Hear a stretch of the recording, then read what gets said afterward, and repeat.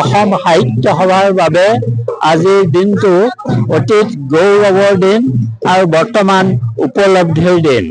উপনিষদত এইটো খুব স্পষ্টকৈ কোৱা হৈছে, অতীত আৰু বৰ্তমান দুয়োটাৰ সংমিশ্ৰণতে মুকুতাৰ জন্ম হয়। অসমৰ আজি যি ভগ্নাংশ ৰূপলৈ গৈছে আৰু আমাৰ ভগা হিয়াবোৰ আজিৰ পৰাই জোৰা লাগিব বুলি আমি অনুভৱ কৰিছোঁ। জাতি ধৰ্ম বৰ্ণ নিৰ্বিশেষে অসম সাহিত্য সভাই সংস্কৃতিৰে আমি সকলোকে বন্ধন কৰিবৰ কাৰণে চেষ্টা কৰাৰ এটা সংকল্প এই ঐতিহাসিক দিনটোত অসম সাহিত্য সভাই লৈছে। তাৰ লগতে আজি যি নানা ধৰণৰ সমস্যাৰ ভিতৰত অজস্ৰ সমস্যাৰ এটা একাডেমিক সমস্যাৰ কথা মই ক'ব খুজিছোঁ।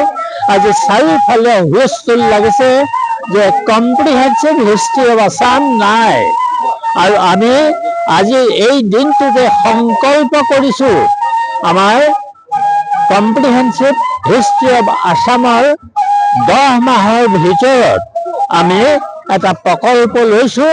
সেই প্ৰকল্প আমি সম্পূৰ্ণ কৰিব পাৰিম বুলি মই আশা কৰিছোঁ।